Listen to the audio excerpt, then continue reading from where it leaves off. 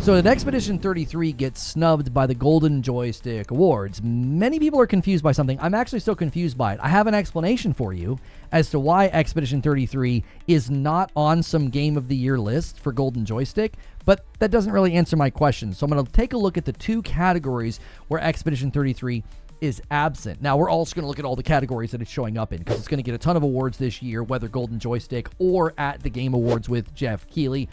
They're going to take home just a bundle of awards and nominations. But these categories in particular, I'm going to use Insider Gaming summary here because I think the text layout's really nice to look at. These categories caused a lot of us to kind of record scratch. What is going on? And let me explain.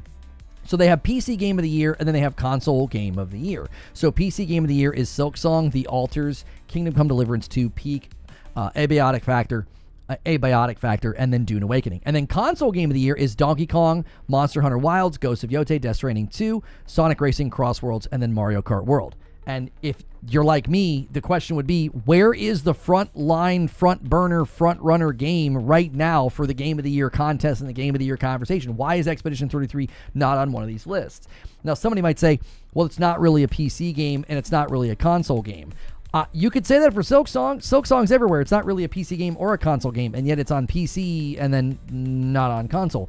Kingdom Come Deliverance 2, same deal. Now, obviously, if you're looking at Peak, Abiotic Factor is also on console as well. But like Dune Awakening and Peak, I think makes sense to maybe have on a list if it's just purely PC games. But this list is not purely PC games. So that's one of the questions I have is like, what are the reasons that this list is formulated? And in console games as well, obviously you have games like Donkey Kong and Mario Kart that are like attached to a literal console. Same with Ghost of Yotei, it's a PlayStation first-party studio, and Death Stranding 2. These are both PlayStation 5 exclusives. So the question would be, like, how do you even land on a console Game of the Year list? So I'm not quite sure why it's here. I think I have the reason. It doesn't really answer any of the questions that I just asked.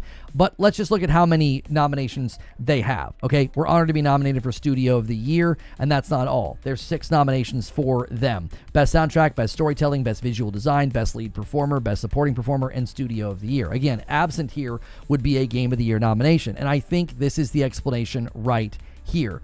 They say, thanks for the staggering votes. Don't forget, Ultimate Game of the Year voting takes place in a separate window from November the 3rd to November the 7th. This gives everyone more time to play the big winter releases before we unveil the Ultimate Game of the Year nominees. Now, I would imagine that Expedition 33 will be on this list.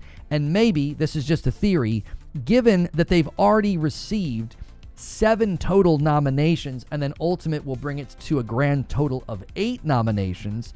Perhaps they didn't want Expedition 33 to literally win virtually every single category that it showed up in. Maybe they also didn't want it to take home 2 titles of Game of the Year, because if it was on PC Game of the Year or Console Game of the Year and then Ultimate, it would clearly take both.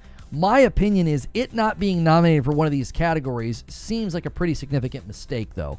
I don't necessarily think it's a problem if you have a game that shows up in multiple places. Like, for example, Baldur's Gate 3 would have undoubtedly been a PC Game of the Year nominated game the year that it came out, and it also, in many people's minds, was the Ultimate Game of the year that it came out. It kind of took the world by storm. The same could be said for Elden Ring. Where would you have placed Elden Ring? Not on PC Game of the Year, not on console? Like, where are you going to place it? And why? So no, I think fundamentally Expedition 33 has not been snubbed, with 8 nominations likely happening when it gets an Ultimate Game of the Year nomination. This is a fan vote as well if you want to go vote for this, and then the results will be posted in a live stream that we'll watch and react to. However, it's not been snubbed, but the explanation's not all that satisfying. I'd love to know what you think. You can leave a comment below or stop by a live stream.